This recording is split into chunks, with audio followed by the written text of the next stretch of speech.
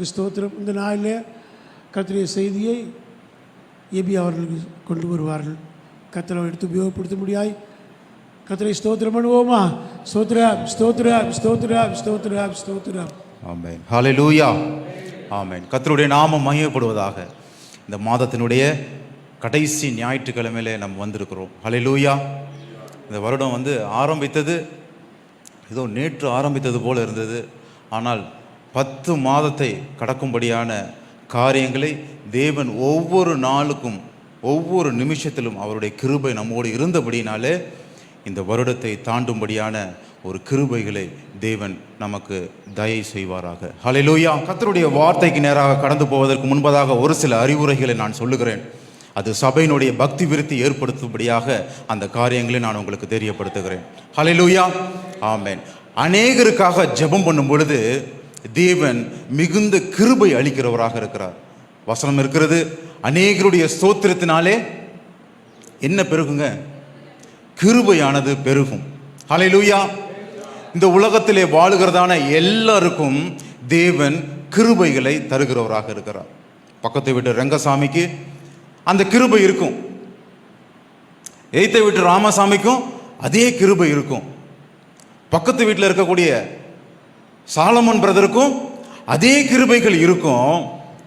ஆனால் கிருபைகள் பெருகுவதற்கு யாருக்கு பெருகும்? கிறிஸ்தவ பெயர் வைத்திருக்கிறதுனால கிருபை பெருகுமா?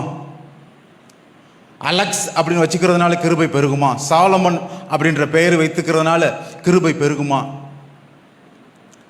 யாருக்கு கிருபை பெருகும் என்றால் அவரை ஓயாமல் துதிக்கிற ஒரு ஜனத்தாருக்கு கிருபை பெருகும். ஹல்லேலூயா.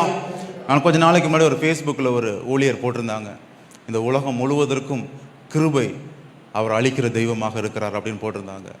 ஆனால் அந்த வசனத்தை பார்த்த மாத்திரத்தில் என்னுடைய இருதயத்தில் வந்த ஒரே ஒரு வார்த்தை, கிருபை எல்லாருக்கும் தான் கிடைக்கும். எங்களுடைய டீம் மீட்டிங்கில் நாங்கள் பேசிகிட்டு இருக்கும்போது ரொம்ப நெருக்குவாட்டான கேள்விகள்லாம் வரும் டீம் மீட்டிங்கில். அப்போ ஒரு குரூப்பில் நாங்கள் என்ன பண்ணுவோம், யார் அந்த பிரச்சனையிலேருந்து விடுபட்டாங்களோ அவங்க முதலாவது என்ன சொல்லுவாங்க? கிருபை தான் அப்படின்னு சொல்லி போடுவாங்க. அவங்கெல்லாம் ரட்சிக்கப்படாதவர்கள். அந்த ரட்சிக்கப்படாத என்னுடைய கூட வேலை செய்கிறவங்களுக்கு அந்த கிருபை அப்படின்ற வார்த்தை ரொம்ப பிரமாதமான வார்த்தை. ஆமென். இந்த ரட்சிக்கப்படாதவர்களுக்கு எப்படி இந்த கிருபை அப்படின்ற வார்த்தை தெரிய வந்தது அப்படி என்றால், நம்மளுடைய நாவிலே அநேக அறிக்கைகள் செய்யும் பொழுது அந்த கிருபை அப்படின்ற வார்த்தை இந்த நாளில் உலகம் முழுவதும் அதை உபயோகப்படுத்தி கொண்டிருக்கிறார்கள். ஹல்லேலூயா. அவர்களுக்கு தெரிகிறது எது நெருக்குபாட்டான சூழ்நிலைகள் வரும் பொழுது எது நம்மை ரட்சிக்கும் என்றால் கிருபை நம்மை ரட்சிக்கும். ஹல்லேலூயா. எல்லாருக்கும் தெரிந்த வசனம் 1 பேதுருவின் புஸ்தகம் 5ஆம் அதிகாரம் 6வது வசனத்தை ஒருவர் வாசிப்போம். இன்னொருவர் சங்கீதங்களின் புஸ்தகம் 95வது சங்கீதம் 7வது வசனத்தை இன்னொருத்தர் வாசிப்போம். 1 பேதுரு 5ஆம் அதிகாரம் 6வது வசனம், இன்னொரு வசனம் சங்கீதம் 95:7.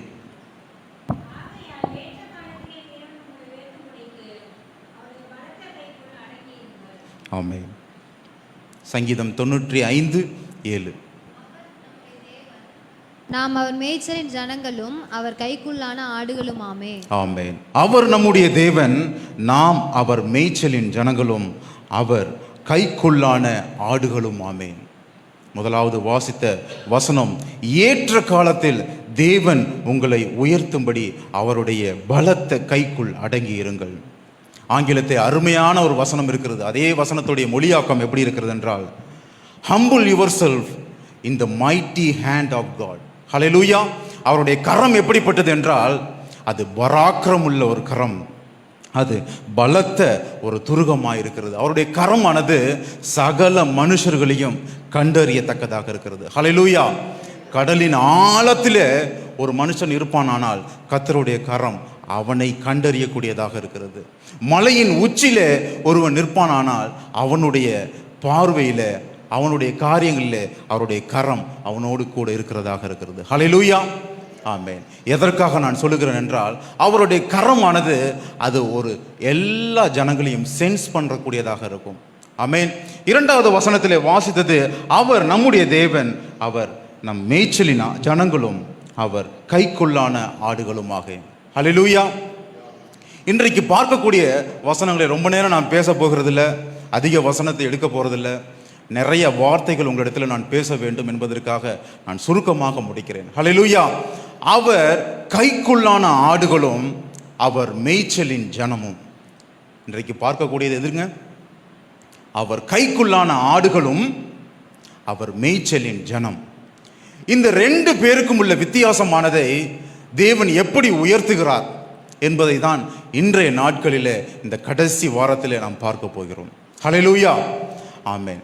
ஜனமானது எப்படிப்பட்டதாக இருந்துச்சு? இந்த ஜனம் எப்படி உருவானது என்றால், தேவனுக்கு பயந்து அவருடைய சித்தத்திற்கு செவி சாய்த்து அவருக்கு கீழ்ப்படுகிறதான ஜனத்தை தேவன் தேவ ஜனம் என்று சொல்லுகிறார்.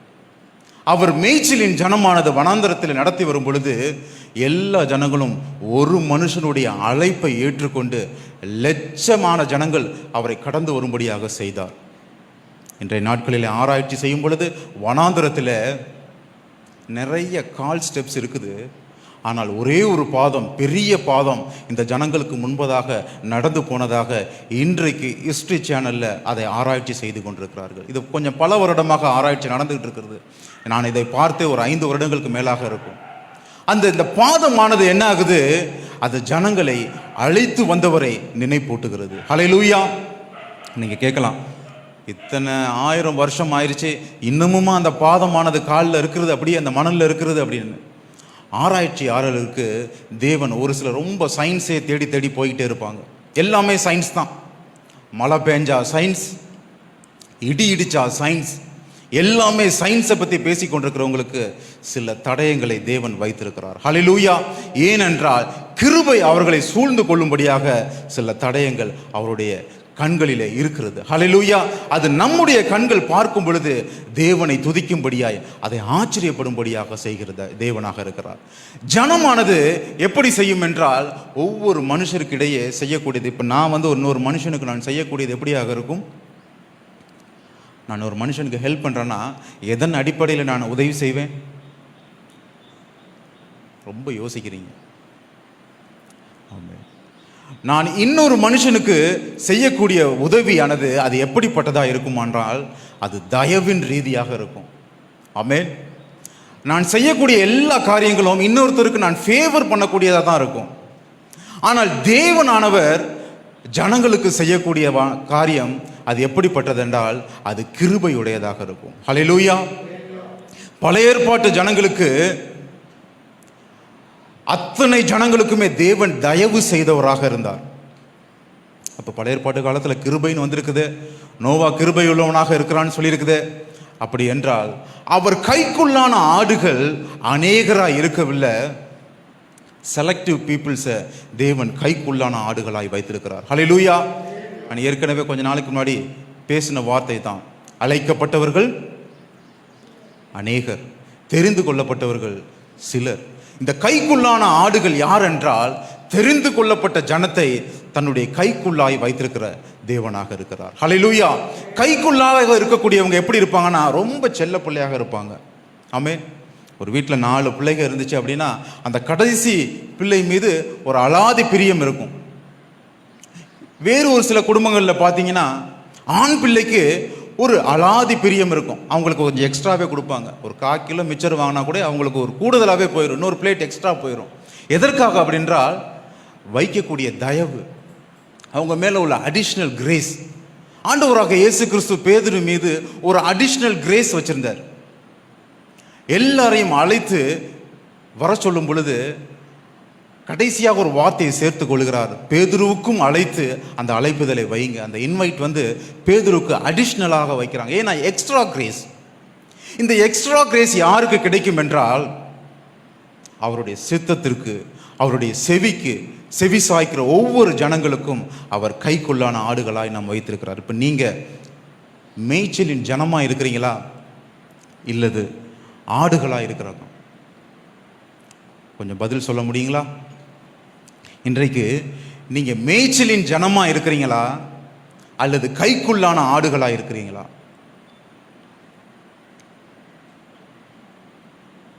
அப்படியே 10 மணி ஆனாலும் அமைதியாக தான் இருக்கும்னு நினைக்கிறேன்.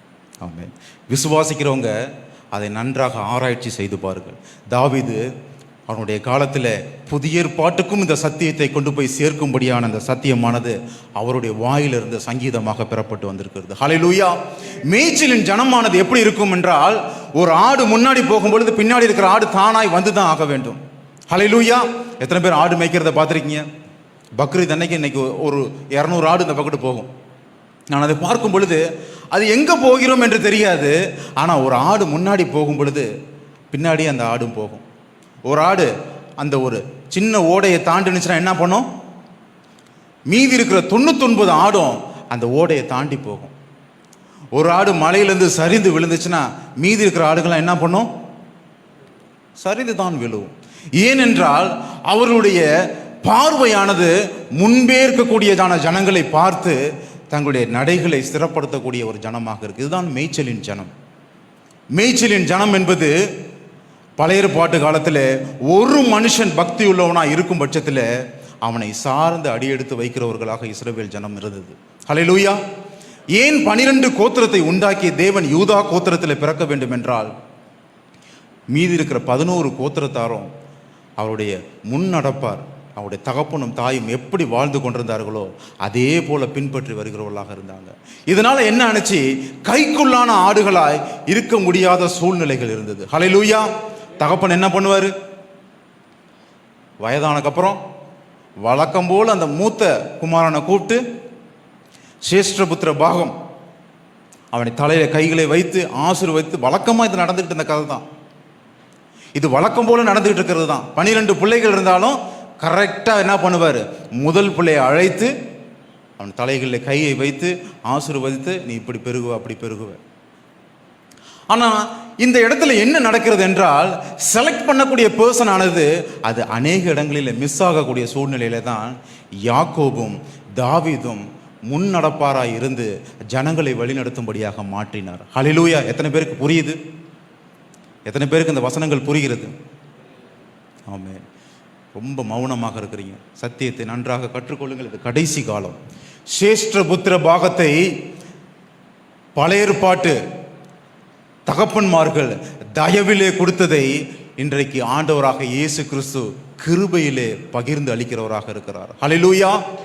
ஆமென். சட்டப்படி இவனைத்தான் ஆசீர்வதிக்க வேண்டும் என்கிறதான சித்தமானது இன்றைக்கு நாளடைவில் அது எப்படி மாறிவிட்டது என்றால், மேய்ச்சலின் ஜனமாக இருந்த ஜனங்கள் கைக்குள்ளான ஆடுகளாய் மாறி, அந்த கைக்குள்ளான ஆடுகள் எப்படிப்பட்டதாக இருக்குமென்றால் அது கிருபையிலே வழி நடக்கும்படியாக செய்கிற தேவனாக இருக்கிறார். ஹல்லேலூயா.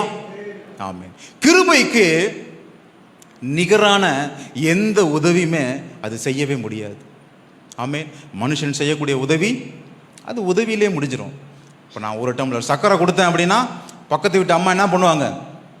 1.5 டம்ளர் கொடுப்பாங்களா? அவங்க வீட்டில் எந்த டம்ளர் சின்னதாக இருக்கோ அந்த டம்ளரில் கொண்டு வந்து சர்க்கரையை கொடுத்துட்டு, எங்கள் வீட்டில் இந்த டம்ளர் தான் இருக்குன்னு சொல்கிற காலம் இது. இது எல்லாம் ஒருத்தருக்கு ஒருத்தர் செய்யக்கூடியதான உதவிகள். இந்த உதவியானது என்னவாகும் என்றால், இந்த உலகம் அழியப்படும் பொழுது இங்கேயே அது மடிந்து மாளும். ஹல்லேலூயா. கிருபையானது என்றால் அது எப்படி நடக்கும் என்றால், அது பரத்திலே பேசக்கூடிய ஒரு வார்த்தையாக இருக்கும். ஹல்லேலூயா. இந்த கிருபைகளை உணர்ந்தவர்கள் எப்படி இந்த வாழ்க்கையிலே உணர்ந்திருக்கிறார்கள், எப்படி உயர்ந்த ஸ்தலத்தில் வைத்திருக்கிறார்கள் என்பதை பார்ப்போம். இந்த அதே 1 பேதுருவின் புஸ்தகத்திலே வாஸ்தவ வசனத்தை மறுபடியும் வாசிப்போம். 5:6.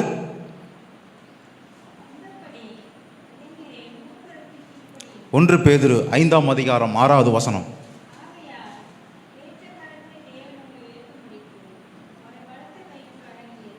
ஆமென். ஹல்லேலூயா. ஏற்ற காலத்தில் உயர்த்தும்படிக்கு அவருடைய பலத்த கைக்குள் அடங்கி இருங்கள். ஏற்ற காலம்னா எதுங்க? ஏற்ற காலம்ன்றது எது? ஏற்ற காலம்ன்றது எதுங்க? பெண் பிள்ளைக்கு 30 வயசு ஆனிச்சுன்னா திருமணம் செய்து வைப்பது ஏற்ற காலமா? அப்படியா? 30 வயது பெண்ணுக்கு திருமணம் ஆகி முடிந்த பிறகு 2 வருடத்தில் குழந்தை வேண்டும் என்பது ஏற்ற காலமா? இதெல்லாம் சிஸ்டமேட்டிக். நம்முடைய ஜனம் ஹியூமனுடைய சிஸ்டமேட்டிக். இந்த பருவத்தில் திருமணமாக வேண்டும், இந்த பருவத்தில் குழந்தை பெற்றெடுக்க வேண்டும், 35 வயதுக்கு மேலே குழந்தை பெற்றெடுக்கிறதுனா டாக்டர் என்ன சொல்லுவாங்க, ரொம்ப கஷ்டம், ரொம்ப கஷ்டங்க அப்படின்பாங்க. இதெல்லாம் சிஸ்டம். இந்த வார்த்தையை கேட்டுக்கொண்டிருக்கிறதான கர்த்தருடைய பிள்ளைகளை, உங்களுடைய இருதயத்தில் ஒரே ஒரு நிமிஷம் யோசனை பண்ணி பாருங்க. ஏற்ற காலத்தில் உயர்த்தி கொடுக்கிற காரியம் அது எப்படி என்றால் அது தேவனுடைய கரத்தில் இருக்கிறது. ஹல்லேலூயா. ஏற்ற காரியம் என்பது பெற்றோர்கள் யோசிக்கக்கூடிய காரியம் அல்ல, அல்லது நமக்கு மேலா இருக்கக்கூடியவர்கள் செய்யக்கூடிய காரியம் அல்ல. ஏற்ற காலத்தில் உயர்த்துவது தேவனுடைய சித்தமாயிருக்கிறது. அவருடைய சித்தத்தின்படி செய்யக்கூடிய அந்த ரைட் டைம் தான் கரெக்டான time. Hallelujah. the right time to do the right thing. தேவன் எப்படிப்பட்டவராக இருப்பார் என்றால், இந்த உலகத்தின் சட்டத்திட்டங்களுக்கு, இந்த உலகத்தின் பிரமாணத்திற்கு செய்கிற தேவனாய் இருந்தால் ஆபிரகாமுக்கு 100 வயதுல குழந்தை பிறந்திருக்காது. சாராளுடைய கர்ப்பம் செத்து போன நேரங்களிலே ஒரு குழந்தை பெறும்படியான ஒரு பாக்கியத்தை தேவன் செய்திருக்க முடியாது. ஏனென்றால் இதெல்லாம் சிஸ்டமேட்டிக். உடனே சொல்லுவாங்க, வசனத்தை எடுத்து சொல்லுவாங்க. சங்கீதத்தில் ஒரு வசனம் அருமையாக இருக்கு, தன் காலத்தில் தன் கனியை தந்து அப்படின்னு சொல்லுவாங்க. தன் காலத்தில் தன் கனியை தரது என்றால் இவங்க நினச்சிக்கிட்டு இருக்கக்கூடிய காரியம் என்னவென்றால், இன்றைக்குள்ள பரிசுத்தவான்கள் அந்தந்த நேரத்தில் முடிச்சிடணுங்க. எங்களோட சொந்த பந்தத்தில் ஒருத்தர் இருக்கிறார், அவர் அடிக்கடி சொல்லக்கூடிய வார்த்தை எப்படி சொல்லுவார்னா, நான் எல்லாத்தையும் முடிச்சிட்டேன். எப்படி? எல்லாத்தையும் நான் முடிச்சிட்டேன். என் பிள்ளைக்கு கல்யாணம் பண்ணி கொடுத்துட்டேன், என் பையனுக்கு கல்யாணம் பண்ணி கொடுத்துட்டேன், நான் வீடு கட்டிட்டேன், வீடு 2 கோடி 3 கோடின்பார். அது ஏற்ற காலமா? ஏற்ற காலம் என்பது அவருடைய சமூகத்தில் காத்திருக்கும் பொழுது கிடைக்கக்கூடியது தான் ஏற்ற காலம். ஹல்லேலூயா. ஏற்ற காலத்தை பெறுவதற்கு ஒரு மனுஷன் கிருபை உணர்வராக இருக்க வேண்டும். ஹல்லேலூயா. நான் கிருபையே உணராமல் இருக்கிறேன்னு வைங்களேன், எப்படி ஏற்ற காலத்தில் நடக்கும்? ஹல்லேலூயா. ஏற்ற காலம் என்பது அவருடைய கரத்தில் இருக்கிறது. இவனுக்கு இந்த காரியத்தை செய்வதற்கு இதுதான் கரெக்டான டைம். இந்த மனுஷனிடத்தில் இப்படிப்பட்ட சந்ததிகள் உருவாவதற்கு இதுதான் சரியான நேரம். நான் ஏசாவை ஆசீர்வதிப்பதற்கு பதிலாக யாக்கோபை ஆசீர்வதித்தேன் என்றால் 12 கோத்திரங்கள் என்னை சேவிக்கும். அதுதான் சரியான நேரம். யூதா கோத்திரத்திலே கிறிஸ்துவானவர் பிறப்பார் என்றால் அது பின் வரக்கூடிய நாட்களிலே புதிய ஏற்பாட்டு ஜனங்களுக்கு யூதர் அல்லாத யூதராய் நாம் எல்லாரும் இந்த இடத்துல உட்காரும்படியான சித்தம் அவருடைய இருந்தபடினாலே அதுதான் சரியான நேரம். ஆடுகளின் இரத்தத்தை பலியிட்டு அதனுடைய இரத்தத்தினாலே தன்னுடைய பாவங்களை போக்குகிறதான அந்த சூழ்நிலைகளை மாற்றி கிறிஸ்துவானவருடைய ஒரே பேரான இரத்தத்தை சிந்தும்படியாய் இந்த உலகத்தை ரட்சிக்கும்படியான அந்த சித்தமானது அதுதான் ரைட் டைம். ஹல்லேலூயா. எத்தனை பேருக்கு புரியுது? ரைட் டைம் என்பது இந்த உலகம் ஃபிக்ஸ் பண்ணக்கூடிய டைமிங் கிடையாது. இன்றைக்கு அநேகர் எப்படி நினச்சிக்கிறாங்கன்னா, அந்த பிரதருக்கு அந்த பிள்ளைங்க சீக்கிரம் கல்யாணம் பண்ணிட்டாங்க, என் பிள்ளைங்க இன்னும் கல்யாணம் ஆகாமல் இருக்குது. அவங்க பிள்ளைகளை பெற்றுட்டாங்க, என் பிள்ளை இன்னும் கல்யாணமே ஆகாமல் இருக்குது. அவங்க பிள்ளைங்க நல்ல மார்க் வாங்குறாங்க, என் பிள்ளைங்க இந்த ஸ்டேஜில் தான் ரீச் ஆகிருக்குது. இது எல்லாம் உலகம் கொடுக்கக்கூடிய சிஸ்டமேட்டிக். அவங்க அப்படி இருக்கிறாங்க, இவங்க இப்படி இருக்கிறாங்க. ஆனால் ஒரு நல்ல சம்பவத்தை இந்த நேரத்தில் நான் சொல்ல விரும்புகிறேன். ஆதியாகமத்தின் புஸ்தகம் 40ஆம் அதிகாரம் 2வது வசனம். பழைய ஏற்பாட்டு காலத்தில் நடந்த ஒரு சம்பவம். தேவன் அழைத்த அழைப்பு ஒரு மனுஷனுக்குள்ளாய் எப்படி இருக்கும் என்றால் அது உங்களையும் நீங்களே இந்த நேரத்தில் நினைத்து பார்த்து கொள்கிறவர்களாக இருக்க வேண்டும். ஹல்லேலூயா. ஆதியாகமத்தின் புஸ்தகம் 40ஆம் அதிகாரம் 2வது வசனம். ஆமென், ஆமென், ஆமென், ஆமென். அதுக்கு அடுத்த வசனம்.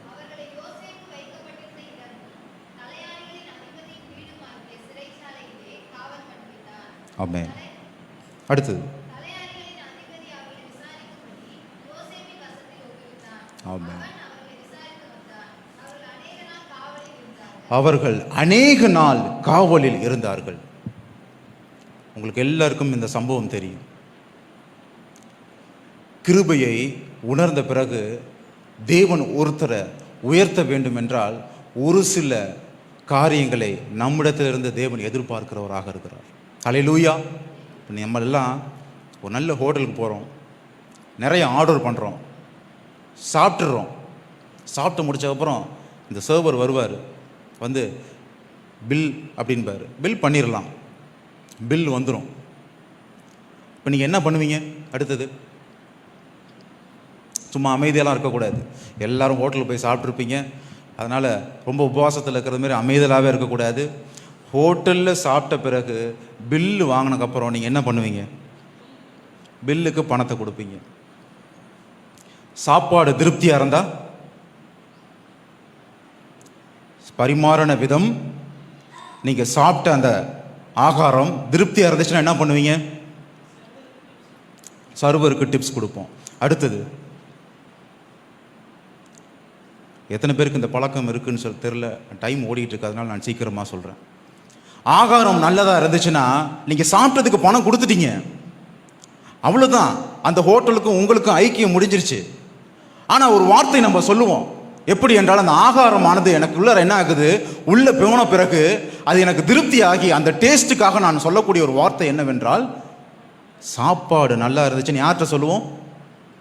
வெளியில் ஒருத்தர் பாத்திரம் வச்சுட்டு உட்காந்துருப்பாரு, அவர்கிட்ட சொல்லுவோமா? அந்த ஹோட்டலுடைய மேலாளர்கிட்ட சொல்லுவோமா? ஏன் சொல்கிறோம்? எத்தனை பேர் இந்த பழக்கம் இருக்குன்றது தெரில. ஆனால் ஆகாரம் நல்லதாக இருந்தால் நம்ம சொல்லக்கூடிய ஒரு வார்த்தையானது, அந்த வார்த்தையினால அந்த மேலாளர் என்ன பண்ணுவாங்க? இன்னும் அதிகமான ருசியுள்ள பதார்த்தத்தை செய்வதற்கான திட்டம் அவர்களிடத்தில் வரும். இன்றைக்கு கிருபையை உணர்கிறவர்கள் எப்படி இருக்கிறாங்கன்னா, அப்படியே சோர்ந்து போய் மங்கி போய் இருக்கிறார்கள். கிருபையை உணர்வதற்கு அடையாளமான வார்த்தை என்னவென்றால், கர்த்தரை துதித்து பாடுவது.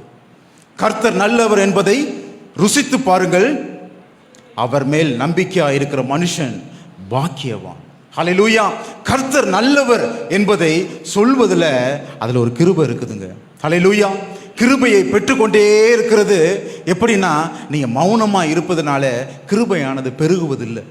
அவரை ஓயாமல் துதிக்கும் பொழுது, அவருடைய சமூகத்தில் எட்டும் பொழுது அநேக காரியங்களை உங்களுக்கு நினைப்பூட்டி அவரை துதிக்கும்படியாக செய்வார். அநேக நேரங்களில் எனக்கு சில விஷயங்கள்லாம் ஞாபகம் வரும். ரொம்ப ஆபத்தான சூழ்நிலைகளில் போன அந்த காரியங்கள் எனக்கு ஞாபகம் வரும் பொழுது, நான் அதை தள்ளி போட மாட்டேன். உடனே அந்த இடத்துல நன்றி சொல்லுவேன், உடனே ஸ்தோத்திரம் பண்ணுவேன். நான் சிஸ்டத்தில் ஒர்க் பண்ணாலும் சரி, எந்த வேலைகள் செய்தாலும் உடனே அந்த நேரத்தில் நான் நன்றி செலுத்துவேன். ஏனென்றால் கிருபை உணர்கிறவன் இடத்துல தேவன் அநேக காரியங்களை வெளிப்படுத்துகிறவராக இருக்கிறார். இந்த ஆதியாகமத்தின் புஸ்தகத்தில் ஒரு மனுஷன் அநேக சொந்த பந்தங்களாக பிறக்கிறான். தன்னுடைய சகோதரர்கள் மத்தியில் பிறக்கக்கூடியதான யோசேப்புக்கு தேவன் கைக்குள்ளான ஆடுகளாய் வைக்கும்படியாக முதல் காரியத்தை செய்கிறார். ரொம்ப செல்ல புள்ள யோசேப்பு. இப்ப யோசேப்பை தனியாக வரவழைக்கக்கூடிய காரியத்தை தேவன் அவனிடத்தில் இந்த திட்டத்தை வைப்பாரானால் யோசேப்பு வந்திருப்பானா? இப்ப யோசேப்பு கடைசி பிள்ளை. அந்த ராகேலுக்கு பிறந்த 2 பிள்ளைகளை ராகேல் அவங்க இறந்துட்டாங்க, அந்த அம்மா. இப்ப யோசேப்பும் பென்யமீன் தான் இருக்கிறாங்க. இப்ப யோசேப்பை பார்த்து, நீ தனியா வாப்பா எகிப்துக்கு அப்படின்னா வந்துருவாரா? நம்ம வந்துருவோமா? வரப்போறதில்லை. யோசேப்புக்கு தேவன் அந்த இடத்துல ஒரு காரியத்தை வைக்கிறார். ஏனென்றால் ஒரு மனுஷன் தனியாக அழைத்து அவனிடத்தில் பேசும்படியான ரகசிய திட்டங்களை யோசேப்புக்குள்ளாய் வைத்தபடினாலே தேவன் என்ன பண்ணுகிறாங்க? யோசேப்பை வெளியே வரும்படியாக அவருடைய சகோதரரிடத்தில் மூர்க்கத்தனத்தை அதிகமாக தருகிறாங்க. இதுதான் கிருபை உணர்கிறவர்களுக்கும் கிருபையை உணராதவர்களுக்கும் உள்ள வித்தியாசம். கிருபையை பெற்றுக்கொள்கிறவன் எப்படி இருப்பானா, அவருக்கு மறுபடியும் துதியை செலுத்தாத ஜனம் எப்படி இருக்குன்னா, மூர்க்க வெறி கொள்ளுகிறவர்களாக இருப்பாங்க. வசனம் இருக்கிறது, அவருடைய மகத்துவங்களை, அவருடைய கிருபை வரங்களை உணராத மனுஷன் எப்படிப்பட்டவன் என்றால் மிருக குணமுள்ளவன் அப்படின்னு சொல்லி எழுதியிருக்கு. சங்கீதங்களில் இருக்கிறது, மிருக குணமுள்ளவன் அதை உணரான். மிருக குணமுள்ளவன் எப்படிப்பட்டவனாக இருப்பான் என்றால், கிருபையை தன்னிடத்தில் இருக்கிறதான கிருபைகளை போக்கடிக்கிறவனாக இருப்பான். எல்லாமே இயற்கையாக நடந்துச்சுங்க. என்னங்க மழைக்காக ஜெபம் பண்ணிட்டீங்க? 2 வாரத்துக்கு முன்னாடி நாங்கள் வெளியில் ட்ராவலுக்கு போயிருந்தோம். 10 நாளும் சரியான மழை. கரெக்டாக 2:30 மணிக்கு பெய்யும், 4:30 மணிக்கு முடியும், திருப்பி 6 மணிக்கு பெய்யும். அப்படியே நைட்டு பூரா தூரிக்கிட்டே இருக்கும். செஞ்சியில் இருக்கும் பொழுது 1 வாரம் அங்கே தங்கியிருந்தோம். 10 நாளும் மழை தான். இப்போ நாங்கள் 10ஆவது நாள் கிளம்பணும். 10ஆவது நாள் கிளம்பும் பொழுது எங்கள்கிட்ட இருக்கக்கூடியதான திங்ஸ் ரொம்ப காஸ்ட்லி திங்ஸு எல்லாமே பேக் பண்ணியாச்சு, எல்லாம் சிஸ்டம்லாம் பேக் பண்ணியாச்சு. இப்போ இந்த சிஸ்டம்லாம் எடுத்துகிட்டு வரணும். மழை வரும் பொழுது என்ன பண்ணுறது எங்களுக்கு தெரியல.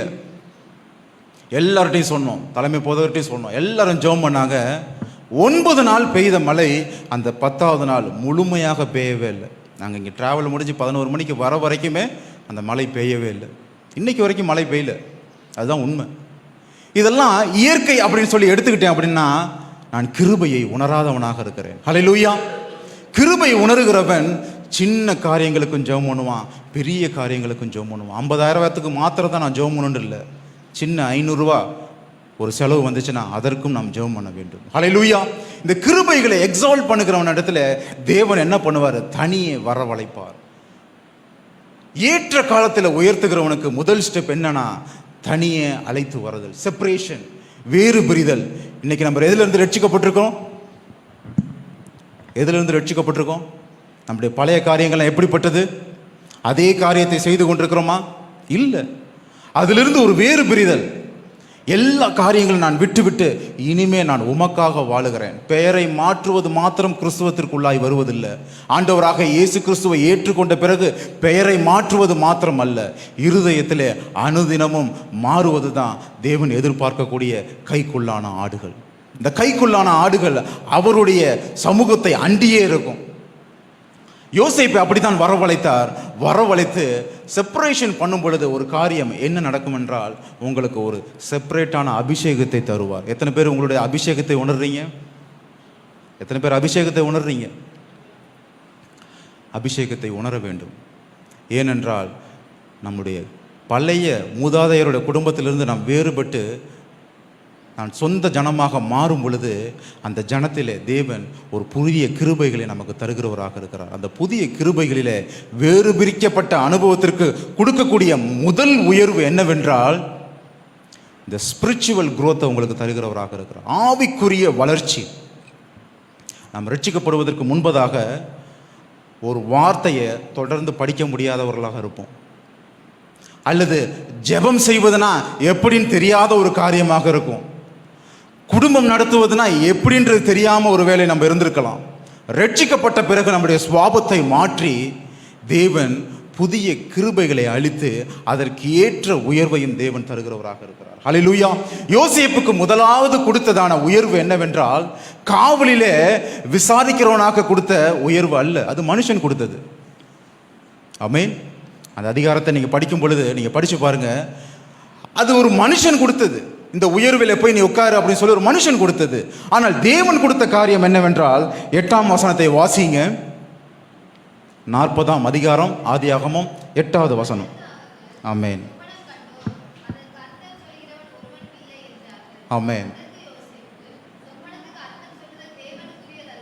ஆமென். ஹல்லேலூயா. சொப்பனத்திற்கு அர்த்தம் சொல்லுவது தேவனுக்குரியது அல்லவா? யோசேப்புக்கு சொப்பனத்தை விளக்கும்படியான ஒரு முதல் உயர்வை அந்த காவலிலே வைத்திருக்கிறார். எல்லா உயர்வும் உயர்வு கிடையாதுங்க. இன்றைக்கு நான் திட்டமும் தெளிவுமாக சொல்லுகிறேன். எல்லா உயர்வும் உயர்வு கிடையாது. நீங்கள் அவங்களுக்கு ஃபேவர் பண்ணுறது தான் அது உயர்வாக இருக்கும். உங்களுக்கு ஏதாயிலும் ஒரு வகையில் அவங்களுக்கு உதவக்கூடிய காரியத்தை தான் உங்களுக்கு மனுஷன் உயர்த்தி வைப்பான். மனுஷன் உங்களை பார்த்து இந்த கம்பெனி நீங்கள் பார்த்துக்கோங்க அப்படின்னா உடனே பெரிய உயர்வு நம்ம கொடுத்துட்டாங்க அப்படின்னு சொல்லி நம்ம நினைக்கிறத காட்டிலும் அதில் ஆவிக்குரிய வளர்ச்சி நமக்கு இந்த கம்பெனியில் இருக்கிறதா? நாங்கள் ஆவிக்குரிய வளர்ச்சியை போய் எப்படி ஒரு கார்ப்பரேட் கம்பெனியில் போய் எதிர்பார்க்க முடியும்? பின் வரக்கூடிய சம்பவத்தில் நான் சொல்லுகிறேன்.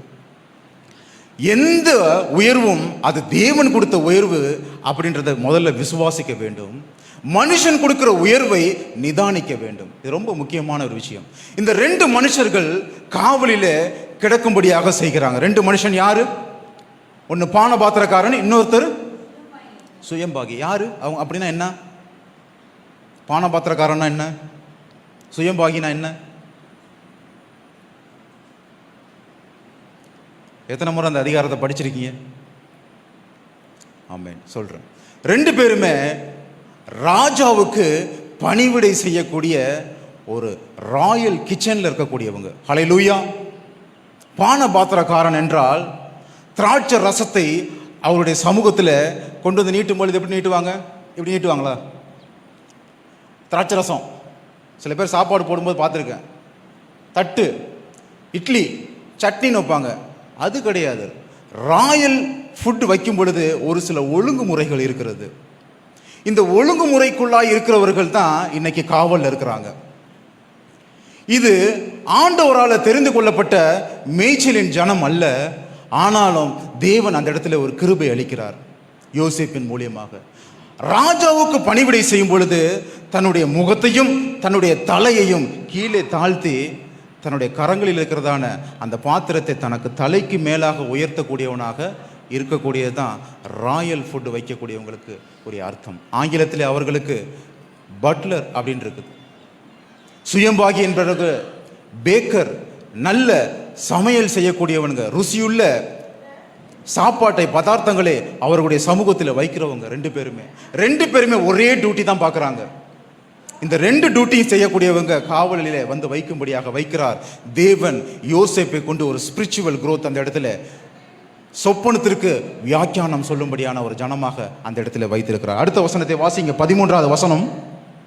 இந்த சொப்பனத்துக்குரிய அர்த்தம். ஆமென், ஆமென், ஆமென், ஆமென், ஆமென். 19வது வசனம்.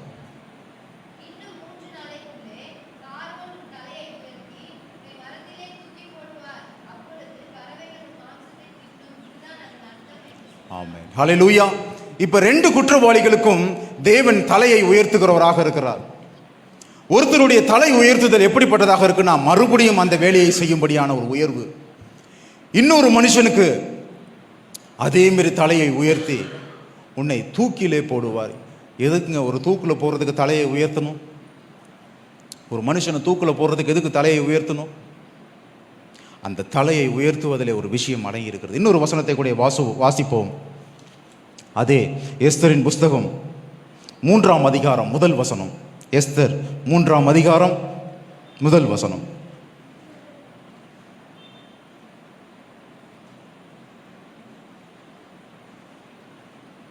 எஸ்தரின் புஸ்தகம் 3ஆம் அதிகாரம் 1 வசனம். எடுத்தவங்க வாசிங்க.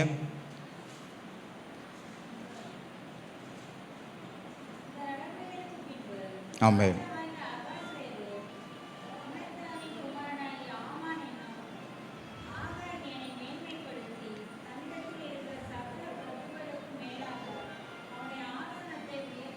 அடுத்த வசனம்.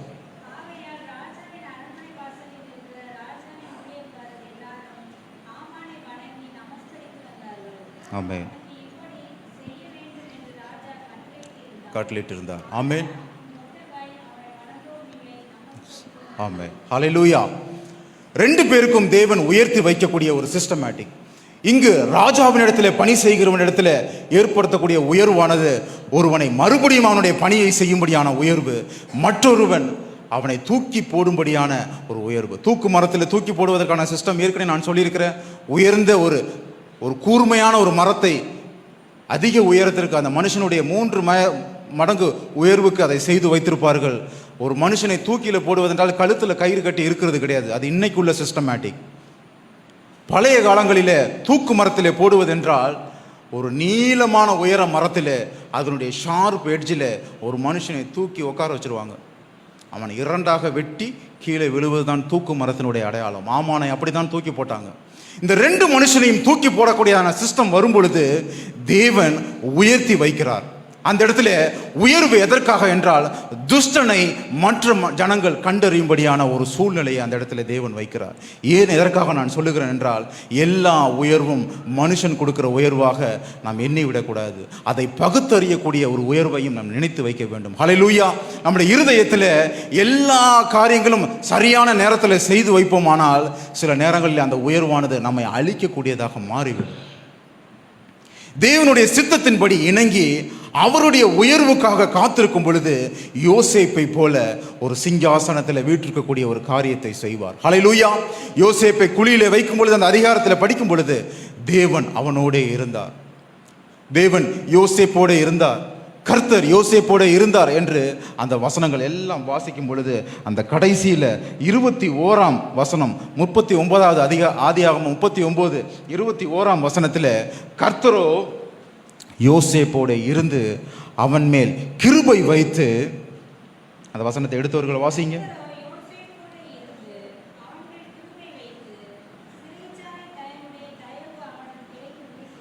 ஆமென். ஹல்லேலூயா. கிருபை வைத்து மனுஷனுடைய தயவை அவனிடத்தில் சேரும்படியாக செய்கிறார். ஹல்லேலூயா.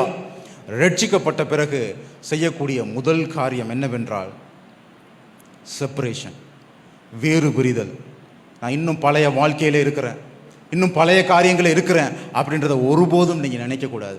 ரட்சிக்கப்பட்டீர்கள் என்றால் வேறு பிரிதல் மிகவும் முக்கியம்.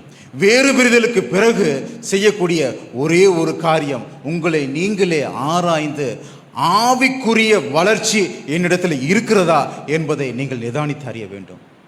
ஒவ்வொரு உயர்வுக்கு பிறகு அப்படியே அந்த போதையிலே இருக்கக்கூடாது, அந்த மமதையிலே இருக்கக்கூடாது. உயர்வு எனக்கு கிடைச்சிருச்சு, நான் பெரிய ராஜாவாயிட்டேன் அப்படின்னு சொல்லி. உயர்வு கிடைத்த பிறகு ஆவிக்குரிய வளர்ச்சி உங்களிடத்தில் இருக்கிறதா? ஒவ்வொரு ரட்சிக்கப்பட்ட விசுவாசிகளுக்கும் தேவன் ஒரு உயர்வை வைத்திருக்கிறார். உயர்வு வைத்த பிறகு உங்களை நீங்களே நிதானித்து ஆவிக்குரிய வளர்ச்சி என்னிடத்தில் இருக்கிறதா என்பதை நீங்கள் ஒவ்வொரு நாளும் நிதானித்து அறிய வேண்டும். ஆவிக்குரிய வளர்ச்சி உருவாகும் பொழுது அநேக சவால்களை சந்திக்கிற மாதிரி வரும். ஹல்லேலூயா. அநேக சவால்களை நாம் சந்திக்க வேண்டும். நிறைய காரியங்கள் நம்முடைய வாழ்க்கையில் வரும். அவைகள் எல்லாம் தாண்டி ஜெயிக்கும்படியான பலத்தையும் சத்துவத்தையும் தேவனிடத்தில் நம்ம கேட்க வேண்டும். ஒவ்வொரு காரியத்தையும் போராடி அதை ஜெயிக்கும்படியான பலத்தை உங்களுடைய ரட்சிப்பின் நாளிலே அவர் வைக்கிறவராக இருக்கிறார். நல்ல வளர்ந்த வாலிப பிள்ளைங்கள்ட்ட கேட்டிங்கன்னா, நீ எப்பப்பா ஞானஸ்நானம் எடுத்தீங்க? நாங்கள் 11 வயசில் ஞானஸ்நானம் எடுத்துட்டோம். 11 வயசில் ஞானஸ்நானம் எடுத்துட்டீங்க, எப்போ அபிஷேகத்தை பெற்றீங்க அப்படின்னா அவருக்கு வயது 50 வயது இருக்கும். இப்போ வரைக்கும் நான் அபிஷேகம் பெறலை. அபிஷேகம் எதுக்கு பெறணும்? எங்கள் அப்பா சொன்னாங்க, எங்கள் அம்மா சொன்னாங்க, ஞானஸ்நானம் எடுத்துட்டோம். அபிஷேகத்தை நான் எதற்கு பெறணும்? அப்போ ஒரு காஞ்சி போன பாவியை கொண்டு போய் தண்ணியில் நனைச்சி அவன் நனைஞ்ச பாவியை மாத்துறதுல ரட்சிப்பு கிடையாது. அவனுக்கு பெயரை மாற்றும்படியான ஒரு நோக்கத்தில் ஒரு மனுஷனுக்கு ஞானஸ்நானத்தை கொடுத்து அவனுக்கு பெயர் மாற்றம் செய்து அவனை சபையில் அங்கத்தினராக சேர்த்துக் கொள்வது அது ரட்சிப்பு அல்ல. விசுவாசம் அது இன்னொருத்தரத்துல தான் இருக்குது, அது என்னிடத்துல இல்லை அப்படின்னு சொல்லி ரட்சிக்கப்பட்ட அநேகருடைய ரட்சிப்பு அது ரட்சிப்பு அல்ல. ஏனென்றால் ரட்சிக்கப்படக்கூடிய நாட்களில் தேவன் விசுவாசத்தை பகிர்ந்து வைக்கிறவராக இருக்கிறார். அந்த ரட்சிப்பானது என்ன ஆகும்னா ஒவ்வொரு நாளும் அந்த விசுவாசத்தை வளர்க்கக்கூடியதாக இருக்கும். தலைவனுக்குரியவனாக இருக்கணுமானா தலைவனுக்கு படைச்சிருக்கணும், அல்லது தலைவனுக்காக நம்ம எல்லாம் தொண்டு செஞ்சிருக்கணும் அப்படின்றது இன்றைய உள்ள காலம். ஆனால் நீங்கள் உயர்த்தி வைக்கக்கூடியவர்களாக இருக்குமானால் நீங்கள் செய்யக்கூடிய ஒரே ஒரு காரியம், கிருபையை உணர்ந்து கிருபைக்கு பதில் செய்யக்கூடிய காரியம் என்னவென்றால் அவரை துதித்து அவரை புகழ்ந்து பாடும் பொழுது உங்களுடைய எல்லா காரியங்களும் அவர் உன்னதத்திலே உயர்த்தி வைக்கக்கூடியவராக இருக்கிறார். ஹல்லேலூயா. முதலாவது சவால்களை சந்திக்க வேண்டும். அடுத்தது என்ன செய்ய வேண்டுமானால் முழுமையாக ஒப்பு கொடுக்க வேண்டும். ஹல்லேலூயா. தானியேல் சிறைப்பட்டு போன பிறகு யோசேப்புக்காவது சொப்பனத்தை சொல்லி அதனுடைய அர்த்தத்தை கேட்டார்கள். ஆனால் தானியேலுக்கு எப்படிப்பட்டதாக இருந்துச்சு? தானியேலுக்கு ராஜா சொப்பனம் கண்டார் இல்லையா? எப்படி சொன்னாரு? என்ன அமைதியாக இருக்கிறீங்க? தானியேலுக்கு சொன்ன சொப்பனம் எப்படிப்பட்டது? சொப்பனத்தையும் அதனுடைய அர்த்தத்தையும் சொல்லும்படியாக ஒரு கட்டளை இட்டார். ஆவிக்குரிய வளர்ச்சி என்பது நீங்கள் எப்படி இருக்கிறீங்க என்பது அல்ல, அவர் கொடுக்கதான வரங்கள் எப்படிப்பட்டதுன்னா சொப்பனத்தையும் அதனுடைய அர்த்தத்தையும் சொல்லக்கூடியதாக இருக்க வேண்டும். அதற்கு நம்ம என்ன செய்ய வேண்டுமென்றால் முழுமையாக அவருடைய சமூகத்தில் ஒப்பு கொடுக்க வேண்டும். தானியேல் முழுமையாக கர்த்தருக்கு ஒப்பு கொடுத்தான். சட்டத்திட்டங்கள் மாறி இருக்கும் பொழுது, சட்டத்திட்டங்கள் எப்படியாக இருக்குதுன்னா ஆண்டவரை துதிக்கக்கூடாது, ஸ்தோத்திரிக்கக்கூடாது, அவரை வணங்கக்கூடாது அப்படி சொல்லக்கூடிய நாட்களில் அவன் பலகடிகளை திறந்து வைத்து கர்த்தருடைய சமூகத்தை நோக்கி பார்க்கிறவனாக இருந்தான். நான் சுருக்கமாக முடிக்கிறேன். முதலாவது செப்பரேஷனில் வேறு பிரிதலில் தேவன் அநேக சவால்களை வைத்திருப்பார். நம்மளுடைய பலவீனங்கள் ஒருவேளை நம்மை அழிக்கும்படியான ஒரு பலவீனங்கள் நம்ம இடத்துல வரலாம், அதை ஜெயிக்கும்படியான பலத்தை அவர் நமக்கு தருவார். அநேக இடங்களில் தடுமாறி நிற்கும் பொழுது சொப்பனங்களுக்கு விளக்கம் தரக்கூடிய ஒரு அர்த்தமுடையவர்களாக நம்மை மாற்றுவார். நம்மளிடத்தில் இருக்கிறதான வரங்கள் அநேகரை ரட்சிக்கும்படியான வரங்களாக மாற்றுவார். எத்தனையோ பாஸ்டர் போய் சத்தியம் சொல்லியிருப்பாங்க, ஆனால் அவங்க ரட்சிக்கப்பட மாட்டாங்க. ஆனால் ஒவ்வொருத்தருக்கும் செப்பரேட்டாக கொடுக்கப்பட்ட வரம், அதை ஒரு பெண் போய் சத்தியம் சொல்லி ரட்சிப்புக்குள்ளாய் வழி நடத்தின காரியங்கள் நான் எத்தனையோ காரியங்கள் நான் பார்த்துருக்கிறேன். 14 வருடமாக சத்தியம் சொல்லி கடைசியில் அந்த அந்த ஊழியர் என்ன சொன்னார்னா, இவங்க இனிமேட்டு ரட்சிக்கப்பட மாட்டாங்க அப்படின்னாங்க. ஆனால் ஒரு விதவை தாய் 14 வருடம் சத்தியம் சொல்லி கடைசியில் அவங்க ரட்சிக்கப்பட்டு இன்றைக்கு சபைக்கு போகிறார்கள். எப்படி நடந்தது? ஒவ்வொருத்தருக்கும் தேவன் பகிர்ந்து அளிக்கக்கூடிய வரம், என்ன வார்த்தையை பேச வேண்டும் என்பதான வரங்களை ஒவ்வொரு ரட்சிக்கப்பட்ட விசுவாசிகளுக்கும் அவர் தந்திருக்கிறார். உங்களுடைய ஜெபத்தில் நீங்கள் என்ன பண்ணீங்கன்னா கேளுங்க, எனக்கு நீங்கள் என்ன வரத்தை நீங்கள் வைத்திருக்கிறீங்க ஆண்டவரே, நான் ஆத்துமா ஆதாயம் செய்வதற்கு நீர் கொடுத்த பலன் என்ன பலன்? நான் சொப்பனத்திற்கு அர்த்தம் சொல்லுகிறவனாக இருக்கிறேனா, அல்லது என்னை உயர்த்தும்படியான எல்லா காரியங்களிலுமே நான் உமக்கு கீழ்ப்படிந்திருக்கிறேனா, உம்முடைய சத்தமானது என்னுடைய காதுகளிலே கேட்கிறதா, உம்முடைய கிருபைக்கு நான் காத்திருக்கிறேனா அப்படின்ற காரியங்களை உங்களுடைய இருதயத்தில் வைத்து கடைசியாக அவருடைய சமூகத்தில் முழுமையாக அறிக்கை செய்ய வேண்டும். ஹல்லேலூயா. அறிக்கை செய்யக்கூடிய காரியங்கள் எப்படி என்றால், ஆண்டவராக இயேசு கிறிஸ்து தீர்க்கதரிசன இடத்துல சொன்ன காரியம் ஏசாயாவின் புஸ்தகம் 40ஆம் அதிகாரம் 9வது வசனத்தில் இப்படியாக ஒரு வசனம் சொல்லுகிறதா, எடுத்தவங்க வாசிங்க. ஏசாயாவின் புஸ்தகம் 40ஆம் அதிகாரம் 9வது வசனம். ஆமென். ஏறு. ஆமென்.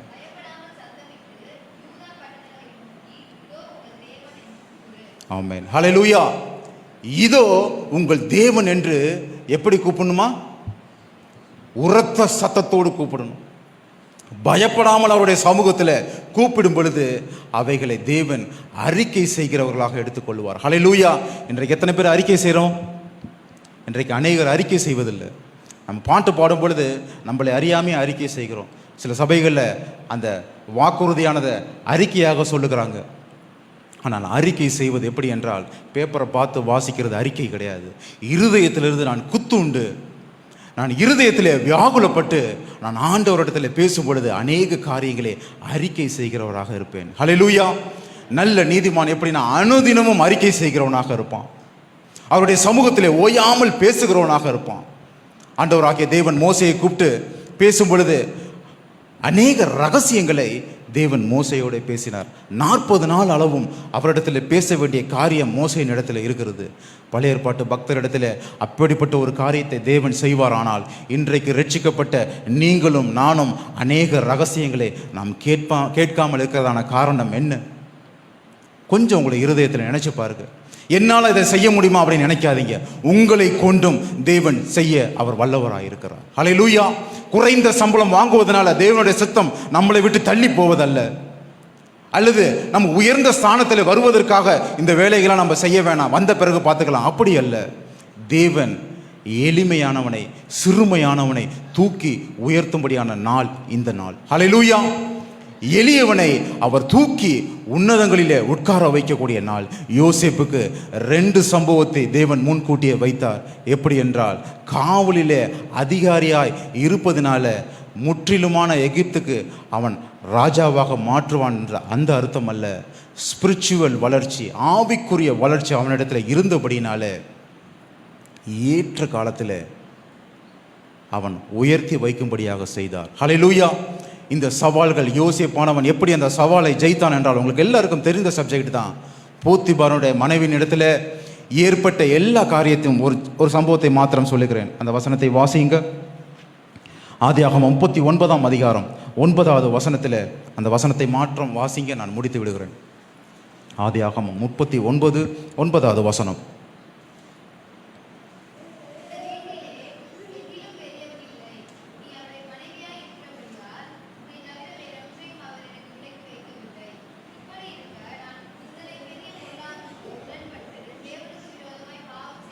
எப்படி? ஹல்லேலூயா. இப்போ நான் உயர்ந்த பதவிக்கு வந்துட்டேன், உன்னை தவிர இந்த வீட்டில் இருக்கிறதான எல்லா காரியங்களுக்கும் நான் தான் தலைவனாக இருக்கிறேன். இப்போ மனுஷிகமாக ஏற்பட்ட தலைமைத்துவமானது எப்படி சிந்திக்க வைக்கும்னா, எல்லாத்துக்கும் நான் தான் தலைவன், இப்போ உனக்கும் நான் தலைவன், அப்படி தான் நினைக்க வைக்கும். ஆனால் ஆண்டவர் உயர்த்தும் பொழுது அவன் அறிக்கை செய்யக்கூடிய காரியம் எப்படி வென்றால், அவர் எனக்கு விலக்கி வைக்கவில்லை, இப்படி இருக்க நான் இத்தனை பெரிய பொல்லாங்குக்கு உடன்பட்டு தேவனுக்கு விரோதமாய் பாவம் செய்வது எப்படி? ஹல்லேலூயா. எப்படி லாவகமாக அந்த போத்திபாரனுடைய மனைவி அவனை தன்வசமாய் இழுக்கும் பொழுது இவன் அந்த இடத்துல எப்படி ஒரு செப்பரேஷன் ஏற்படுத்துறான். இதுதான் செப்பரேஷன். வேறு பிரிதல் என்பது நான் தலைவன் ஆயிட்டேன், எனக்கு எல்லாருக்கும் கீழே அப்படின்றது மனுஷன் உயர்த்தக்கூடிய உயர்வை நேசிக்கிறவன் அப்படிதான் இருப்பான்.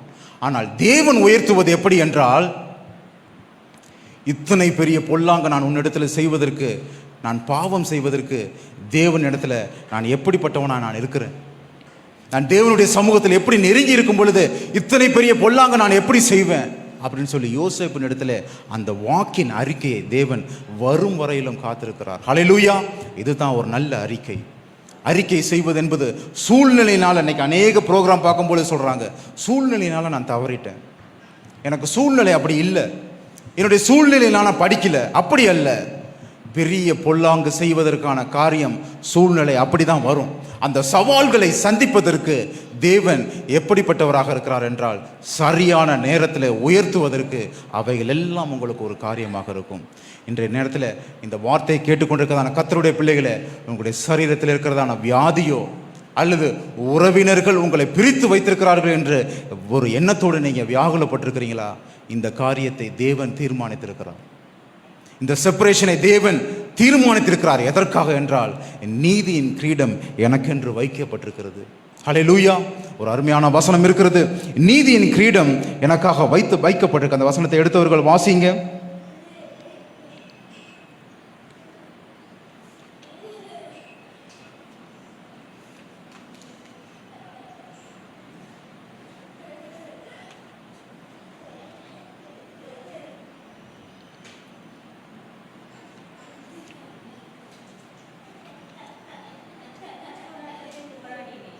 ஆமென், ஆமென், ஆமென்,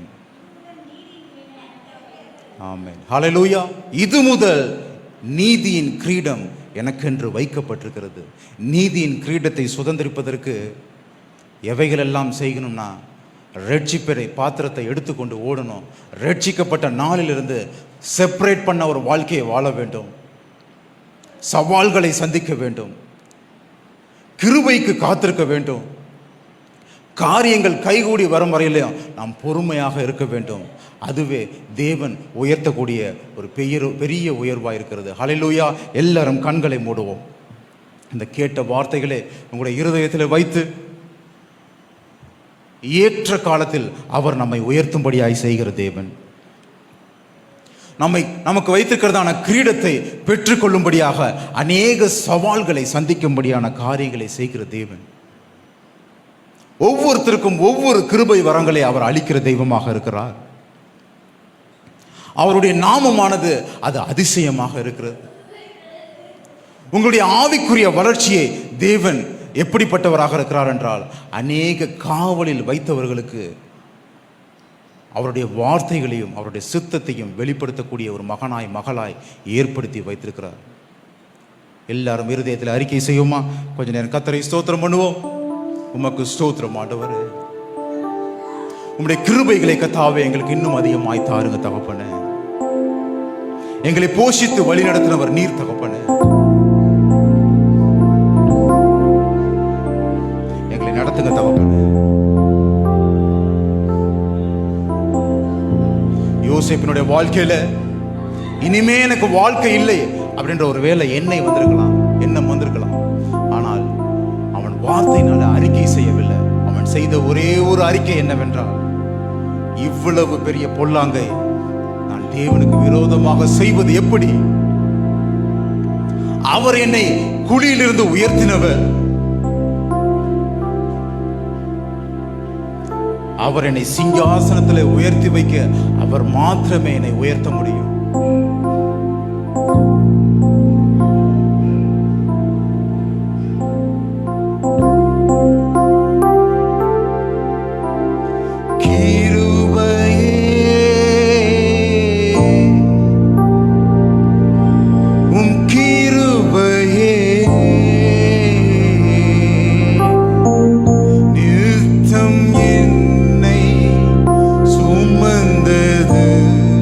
உம்